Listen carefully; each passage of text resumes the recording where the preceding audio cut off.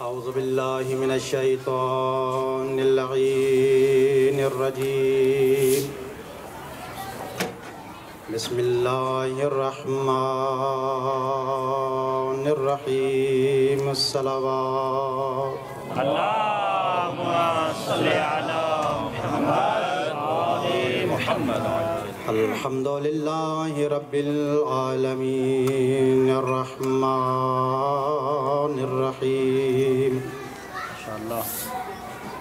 والصلاة والسلام على حبیبہ المصطفى اسمہ احمد فی السماء ومحمد فی الارض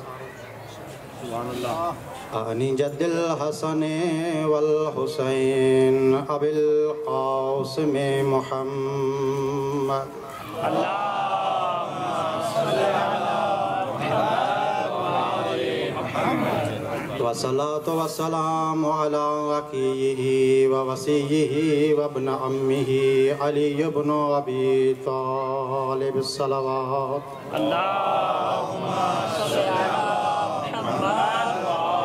محمد ثم صلاة والسلام على أهل بيته الطيبين الطاهرين المعصومين المنتخبين المنتجبين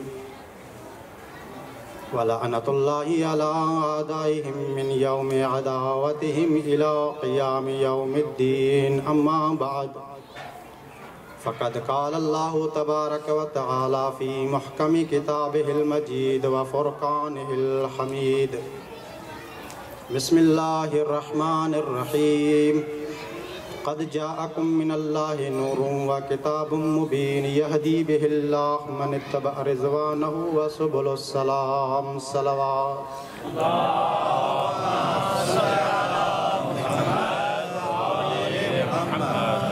سامعین محترم، سادات و غیر سادات، خالق کائنات کی بارگاہ میں بدست دعا ہے خالق کائنات ہماری اس قلیل عبادت کو اپنی بارگاہ میں قبول اور منظور فرمائے۔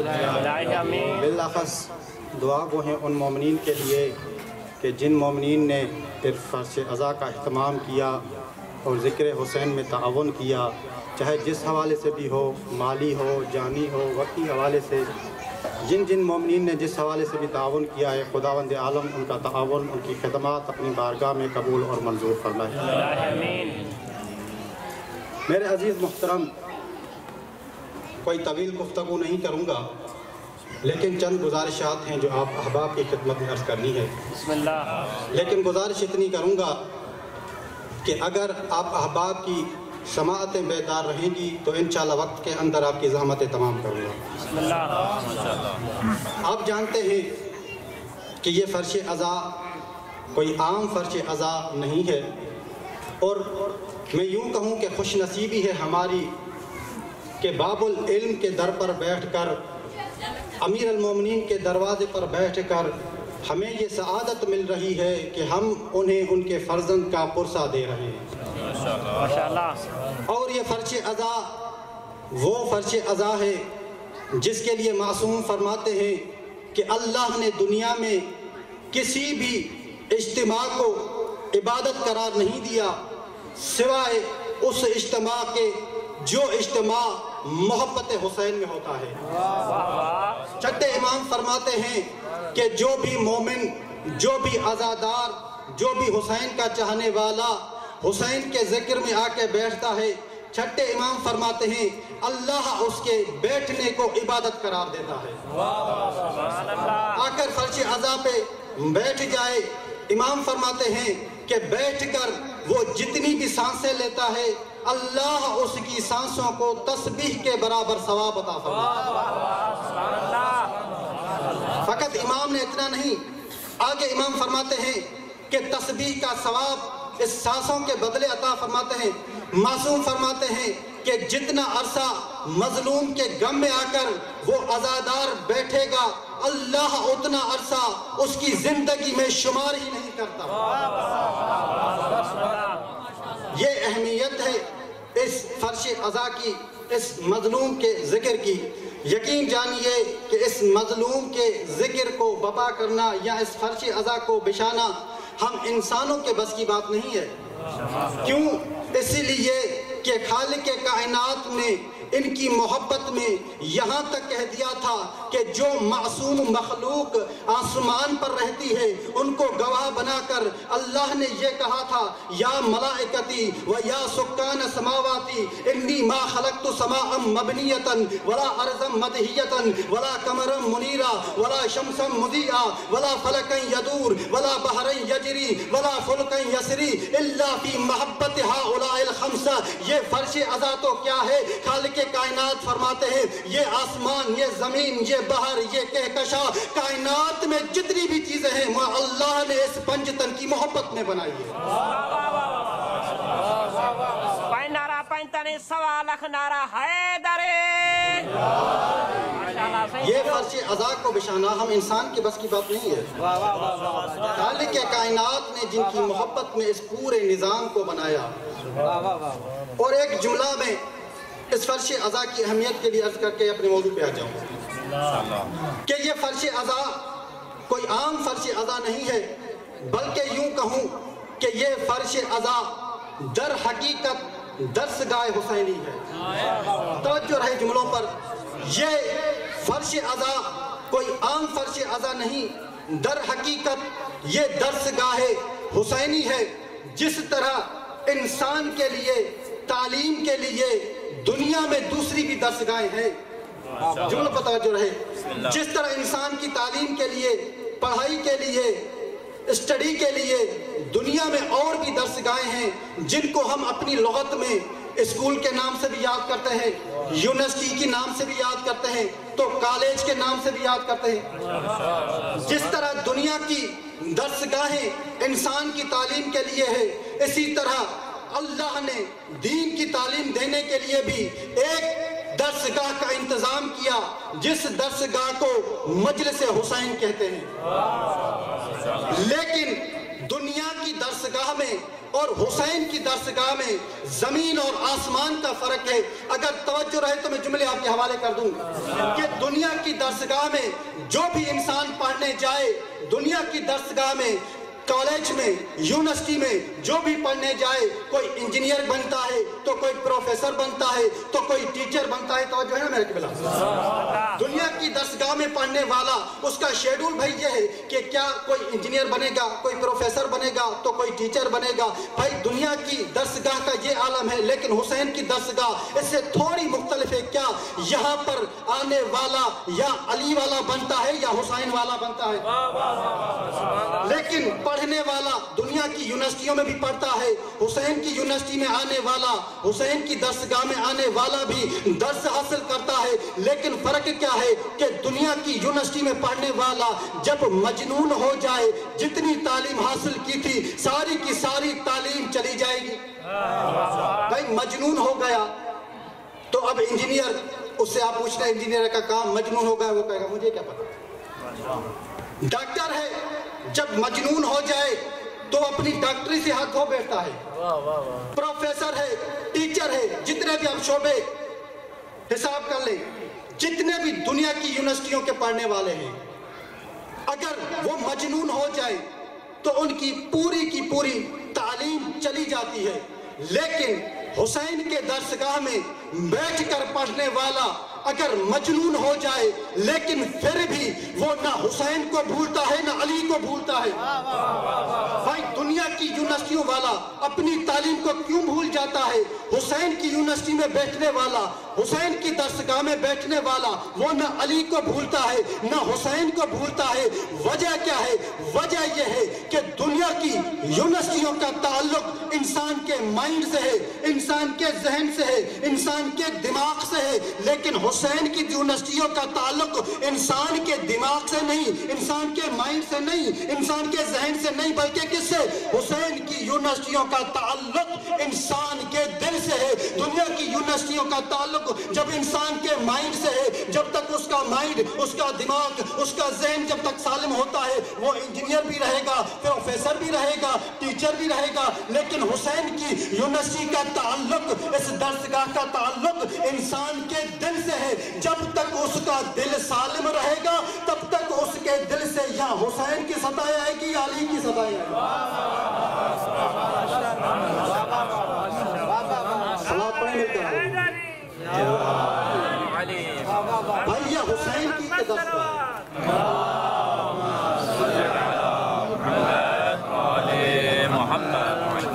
حسین کی درس گاہ ہے۔ جس طرح انسان دنیا میں اپنی اولاد کو پڑھاتا ہے تاکہ انسان اس کی اولاد تعلیم حاصل کرے، کسی مقام تک پہنچ سکے، اس طرح اللہ نے دین کی تعلیم پہنچانے کے لیے، اسے توحیدی بنانے کے لیے، اسے ولایتی بنانے کے لیے، اسے حسینی بنانے کے لیے اللہ نے اس مجلس کا اہتمام کیا تاکہ وہ اپنے دین کی تعلیم پہنچا سکے۔ اب ایک جملہ کہوں گا، دنیا والے پھر کیوں اس مجلسوں سے جلتے ہیں؟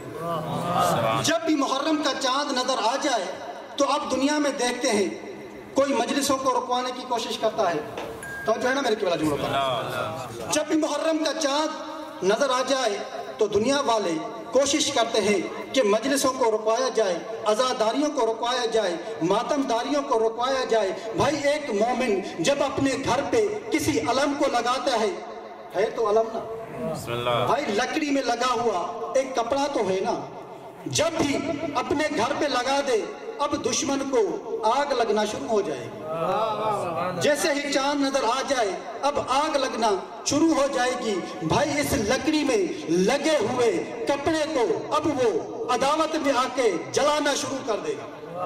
بھائی اس علم نے تمہارا کیا بگڑا ہے؟ وہ تو ایک بے جان چیز ہے، اس علم نے تمہارا کیا کیا ہے؟ اس عزاداریوں سے تمہاری دشمنی کیوں ہے؟ صلوات پڑھیں میرے کلام محمد۔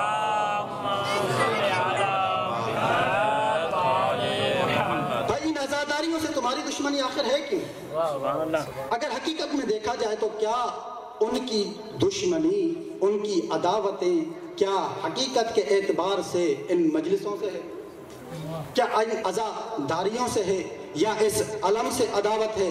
اگر ان کو دشمنی ہوتی علم سے تو دنیا میں جہاں بھی جس کے گھر پہ بھی جو بھی علم لگا ہوتا ہر علم سے ان کو عداوت ہوتی۔ بھائی اگر دشمنی ہوتی مجلسوں سے، اجتماع سے، تو جہاں بھی جیسا بھی اجتماع ہوتا ہر اجتماع سے ان کو عداوت ہوتی، تو پھر اسمبلیوں میں بھی اجتماع ہو رہا ہے تو عداوت ان سے بھی ہونی چاہیے۔ بھائی ان سے تمہیں محبت ہے، جب کوئی مومن روڈ پر بیٹھ کر کسی مظلوم کا اجتماع کر رہا ہے اسے تمہیں کوئی تکلیف نہیں ہے، لیکن جب کوئی مومن آ کر مجلس میں بیٹھ جائے اب اسے تکلیف ہونا شروع ہو جاتی ہے۔ پہلے علم سے تمہیں کوئی عداوت نہیں، اب حسین کا عزادار اگر اپنے گھر پہ علم لگا لے تو اب تمہیں عداوت نظر آ رہی ہے۔ بھائی وجہ کیا ہے؟ در حقیقت دیکھا جائے تو ان کی عداوت علم سے نہیں ہے، ان کی عداوت عزاداریوں سے نہیں ہے، ان کی عداوت ان مجلسوں سے نہیں ہے۔ بھائی اگر عداوت ہوتی تو ہر علم سے ہوتی، عداوت ہوتی تو ہر عزاداری سے ہوتی، عداوت ہوتی تو ان ماتمداریوں سے ہوتی۔ میرا جملہ سنیے گا، اگر عداوت ہوتی تو ہر علم سے ہوتی، بھائی علم سے ہوتی، لیکن ہر علم سے ان کی عداوت ہے نہیں، عباس کے علم سے ہے۔ جب حسین کی مجلسوں سے کب ہوگی؟ جب کسی اجتماع میں آپ لفظ حسین کو لگا دے، لفظ عباس کو لگا دے تو اب ان کی عداوتیں شروع ہو جائے گی۔ تو پتہ چلا کہ ان کی عداوتیں علم سے نہیں، جلسہ جلوس سے نہیں، بلکہ ان کی عداوتیں لفظ حسین سے ہے۔ اب ایک عالم دین کا جملہ سنیے گا جو اہل سنت کا عالم دین ہے، وہ کہتا ہے کہ جو لفظ حسین سے عداوت رکھ لے یقین جانیے وہ انسان بے غیرت ہے، با غیرت نہیں۔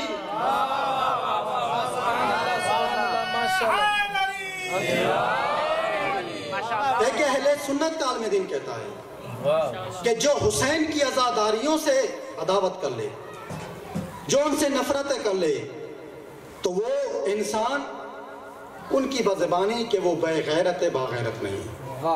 مل کر درود پڑھیں آل محمد کی ذات۔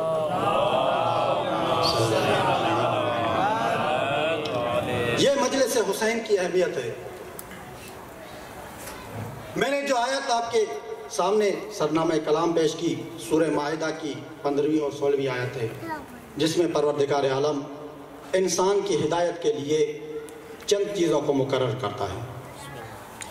بشر کی ہدایت کے لیے اللہ نے دو چیزیں بتائی، انسان کو زمین پر بھیجنے سے پہلے اللہ نے اس کی ہدایت کا نظام بنایا، ہدایت کے لیے ہادی مقرر کیے۔ خدا نے ارشاد فرمایا کون سے وہ ہادی ہیں؟ اللہ نے فرمایا قد جاءکم من اللہ نور و کتاب مبین یہدی بہ اللہ، کہ اللہ کی جانب سے بتحقیق تمہاری طرف ایک نور اور کتاب مبین آیا ہے ہدایت کے لیے۔ ایک نور، ایک کتاب مبین انسان کی ہدایت کے لیے آیا ہے کہ جس کے ذریعے سے اللہ اس بشر، اس انسان کی ہدایت کرتا ہے۔ تو میں چند جملے کتاب کے حوالے سے عرض کر دوں اور چند جملے نور کے حوالے سے عرض کر کے آپ کی زحمت تمام کر دوں کہ جب بھی کوئی انسان، ہم حوضے میں بیٹھے ہوئے ہیں، حوضے کے طالب علم ہیں، ہم جب بھی کوئی کتاب کسی بازار سے خریدتے ہیں، کسی دکان سے خریدتے ہیں، تو چند چیزیں اس کتاب کے اندر مد نظر رکھتے ہیں۔ تو جو ہے نا جملے پر جب کتاب کوئی خریدتے پڑھنے کے لیے تو اس کتاب کے لیے چند چیزوں کو مد نظر رکھا جاتا ہے۔ پہلی، جب کتاب خریدتے ہیں تو دیکھتے ہیں کہ اس کتاب کا عنوان کیا ہے۔ اس کے بعد دیکھتے ہیں کہ یہ کتاب جو میں خرید رہا ہوں، ایک تو عنوان دیکھے گا اس کتاب کا عنوان کون ہے، دوسرا یہ دیکھے گا کہ اس کتاب کا مؤلف کون ہے۔ کیوں؟ اس لیے کہ جب عنوان دیکھے گا، مؤلف دیکھے گا، تب اس کتاب کی اہمیت کا پتہ چلے گا۔ تیسری چیز دیکھے گا کہ یہ کتاب جو لکھی گئی ہے، اس کتاب میں جو علم لکھا گیا ہے اس علم کا فائدہ کیا ہے۔ چوتھی چیز جو دیکھی جائے گی کہ یہ کتاب جو لکھی گئی ہے یہ کس غرض سے لکھی گئی ہے۔ بہت سی چیزیں میں سب کو چھوڑ دوں گا لیکن مختصراً پہلا چیز جو اس کتاب کے لیے دیکھی جاتی ہے کہ اس کتاب کا عنوان کیا ہے، دوسری چیز اس کتاب کا مؤلف کون ہے، تیسری چیز کہ اس کتاب کی منفعت کیا ہے، چوتھی کہ اس کی کتاب کی غرض کیا ہے، اور پانچویں کہ اس کتاب کو کیوں بھیجا گیا۔ پہلی کتاب، اب آؤ، جو اللہ نے ہدایت کے لیے، انسان کی ہدایت کے لیے جس کتاب کو نازل کیا، اس کتاب کے اگر عنوان کو دیکھا جائے تو اللہ نے اس کتاب کو عنوان دیا ہے قرآن کریم کا، اور اس کا مؤلف ہے رب کریم۔ منفعت کیا ہے کہ منفعت یہ ہے کہ وہ کتاب حق اور باطل میں پہچان کروائے گا۔ توجہ ہے نا میرے قبلہ، کہ وہ کتاب حق اور باطل میں پہچان کروائے گا۔ چوتھی چیز غرض الکتاب کیا ہوتی ہے، تو اللہ نے اس قرآن کی غرض بتائی، وہ کیا ہے کہ وہ ہدایت بشر کے لیے ہے، کہ اس کے ذریعے سے اللہ بشر کی ہدایت کی جاتی ہے۔ تو اب اور آخری چیز کہ مرتبۃ الکتاب دیکھی جاتی ہے۔ اللہ نے اس قرآن کے مرتبے کے لیے چند جملے ارشاد فرمائے اور مہر ثبت کر دی۔ پہلی یہ بتائی کہ ذالک الکتاب لا ریب فیہ، کہ اللہ کی جانب سے جو کتاب آئی ہے یہ وہ کتاب ہے، ذالک الکتاب لا ریب فیہ، یہ وہ کتاب ہے جس میں کسی قسم کی شک اور شبہ کی گنجائش تک نہیں۔ پہلی یہ غرض۔ دوسری آیت اللہ نے اسی قرآن میں بھیج دی، فرمایا لو انزلناہ ھذا القرآن علی جبل لرأیتہ خاشعا متصدعا، کہ اگر میں اس قرآن کو جبل پر نازل کر دوں، پہاڑوں پر نازل کر دوں، تو وہ جبل اور پہاڑ اپنی جگہ چھوڑ دیں اور ریزہ ریزہ ہو جائیں۔ سبحان اللہ۔ یہ کتاب کی عظمت ہے جو اللہ نے، میں نے مختصر آپ کے گوشے گزار کر دی، یہ عظمت ہے کتاب کی۔ اب اس کتاب کے ساتھ اللہ نے ایک ہادی بھی بھیجا کہ جو اس کتاب کی تدریس کر سکے۔ بھائی مثلا ہم کتاب کفایہ کی پڑھتے ہیں، کفایہ کی کتاب ہمارے ہاتھ میں، اب جو کفایہ کی کتاب پڑھائے گا یا تو اس کتاب اس کی نہج سے واقف ہو تبھی وہ کفایہ کی کتاب پڑھا سکے گا۔ توجہ ہے نا میری قبلہ، جو اس کی نہج سے واقف نہ ہو وہ کفایہ کی کتاب کبھی نہیں پڑھا سکتا۔ کیوں؟ اس لیے کہ وہ نہج سے واقف ہی نہیں ہے، اسے پتہ ہی نہیں کہ کفایہ ہے کیا چیز۔ اب قرآن کو پڑھانے کے لیے یا تو قرآن جیسا ہونا چاہیے یا وہ جو قرآن کی تعلیم سے واقف ہو۔ اب اللہ نے نظام بنایا ہدایت کا اور ہادی بھیجے دو، ایک کتاب ایک نور۔ اب نور کی تعریف، اللہ اے پروردگار تو نور بھیج رہا ہے ہدایت کے لیے، ذرا اس نور کی تعریف تو بتا دے کہ وہ نور ہے کون جو انسان کی ہدایت کے لیے آیا۔ اب پروردگار عالم نے کہا جاؤ محمد مصطفیٰ کی محضر میں محمد مصطفیٰ سے جا کر سوال کرو کہ وہ نور کون ہے، وہ ہادی کون ہے جو میں اللہ نے اس کتاب کی ساتھ انسان کی ہدایت کے لیے بھیجا ہے۔ آ گئے جناب عباس اللہ کے نبی کے چاچے کو لے کر اللہ کے نبی کے خدمت میں عرض کیا، کہا یا رسول اللہ، توجہ رہے جملے پر، جناب رسول خدا کے چچا جناب عباس اللہ کے نبی سے سوال کرتے ہیں، کہتے ہیں یا رسول اللہ کیف کان بدء خلقکم یا رسول اللہ، اے اللہ کے نبی اللہ نے آپ کی خلقت کی ابتدا کیسے کی ہے؟ اللہ کے نبی نے فرمایا یا ابن یا ام لما اراد اللہ ان یخلقنا فقط تکلم بکلمت فخلق منہا نورا، کہا جب اللہ نے ہماری خلقت کرنی چاہی تو اللہ نے کچھ کلمے ادا کیے، کلمہ کہا، اس کلمے سے ہمارے نور کو خلق کیا، کہا پھر تکلم بکلمت اخرى فخلق منہا روحا ثم خلط روح ثم خلط النور بالروح، اس کے بعد اللہ نے اس نور کو روح کے ساتھ ملا دیا۔ جب اللہ نے پہلی تخلیق نور کی اس کے بعد روح کو خلق کیا، ثم خلط الروح النور بالروح، اس کے بعد اللہ نے اس نور کو مخلوط کر دیا نور اس روح کے ساتھ۔ اب اللہ کے نبی فرماتے ہیں ثم خلقنی منہا، پھر اس کے اللہ نے مجھ محمد کو پیدا کیا۔ جو پہلا نور ہدایت کے لیے آیا وہ محمد مصطفیٰ کا نور تھا۔ اس کے بعد اللہ کے نبی نے فرمایا ثم خلق علیًا ثم فاطمہ ثم الحسن ثم والحسین، اس کے بعد اللہ نے علی کو خلق کیا، اس کے بعد اللہ نے فاطمہ کو خلق کیا، اس کے بعد اللہ نے حسین کو نور کو خلق کیا۔ ہمیں موضوع پر آ گیا، سنیے گا حسین کی عظمت کے لیے اللہ نے کہا کہ میں نے محمد کے نور کو خلق کیا، میں نے علی کے نور کو خلق کیا، میں نے فاطمہ کے نور کو خلق کیا، میں نے حسن کے نور کو خلق کیا، میں نے حسین کے نور کو خلق کیا۔ اب محمد مصطفیٰ فرماتے ہیں میں عظمت حسین کے لیے ایک جملہ ادا کرنا چاہتا ہوں، آپ کے حوالے کرنا چاہتا ہوں۔ جس حسین کی محبت میں آج آپ جمع ہوئے ہیں اس حسین کی عظمت کو سن لے، اور اللہ کیا کہہ رہا ہے کہ اللہ نے حسین کے نور کو اپنے نور سے خلق کیا۔ اللہ کے نبی نے کیا کہا؟ اللہ کے نبی نے کہا مجھ بیٹے حسین کے نور کو اللہ نے اپنے نور سے خلق کیا۔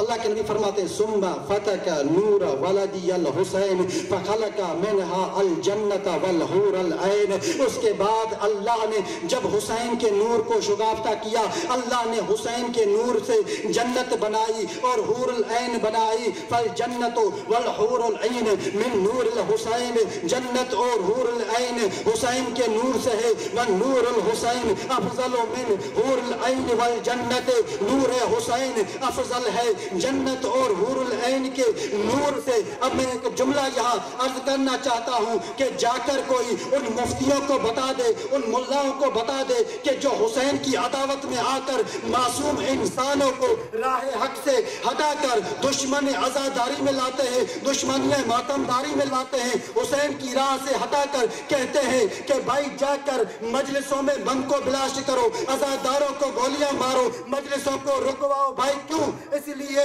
کہ جب عزاداروں پہ گولیاں چلاؤ گے، ماتمداروں کو مارو گے تو اللہ تمہیں جنت عطا فرمائے گا، اللہ تمہیں حور العین عطا فرمائے گا۔ جا کر کوئی ان ملاؤں کو بتا دے کہ جنت نہ حسین کے عزاداریوں کو روکنے سے ملے گی، نہ ماتمداریوں کو روکنے سے ملے گی، نہ ماتمداریوں کے اندر بم بلاسٹ کرنے سے ملے گی۔ اللہ کے نبی نے 1400 صدیاں پہلے یہ فیصلہ کر دیا تھا کہ اگر جنت اور حور العین تمہیں چاہیے تو تمہیں یا در بطول پہ آنا پڑے گا یا در حسین پہ آنا پڑے گا۔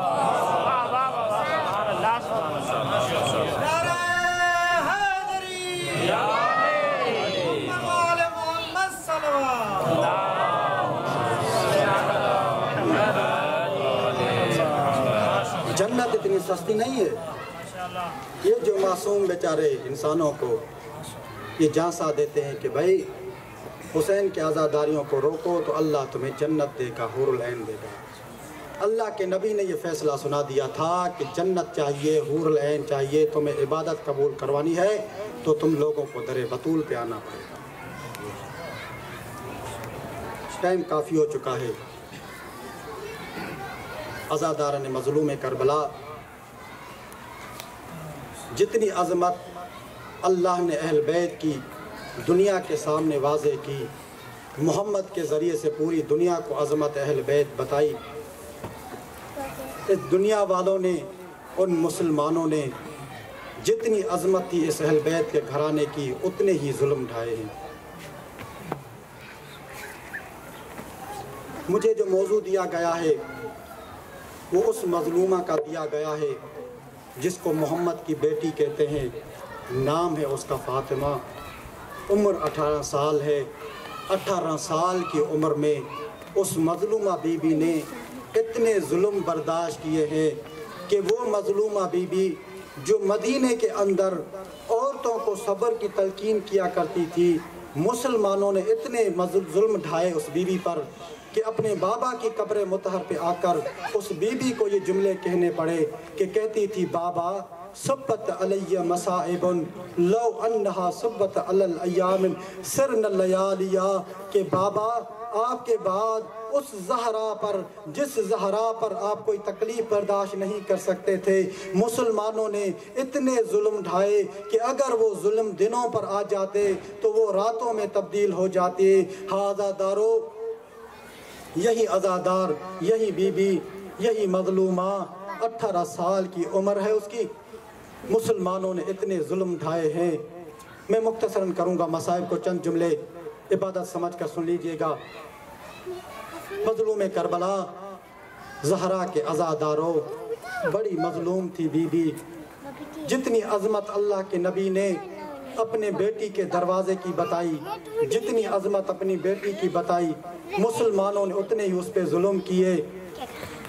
رسول کی رحلت کے بعد مسلمان آئے دروازے بطول پر علی سے بیعت لینے کے لیے، دروازے پر آ کر زور سے دروازے کو مارنے لگے ہیں اور کہتے ہیں، اخرج علی، اے علی باہر نکلو، چل کے خلیفۃ اللہ، خلیفۃ الرسول کی بیعت کرو۔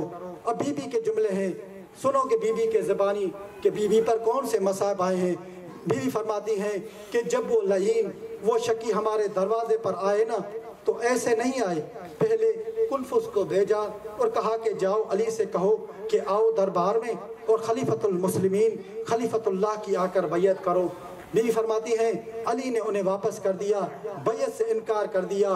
جب وہ واپس گیا، کافی مرتبہ آتا رہا، واپس جاتا رہا۔ اب اس شکی اور لعین نے کیا کیا کہ دربار میں جتنے بھی بیٹھے تھے اشرار، جتنے بھی بدماش بیٹھے تھے مختلف قبیلوں کے، ان سب کو بلایا گیا۔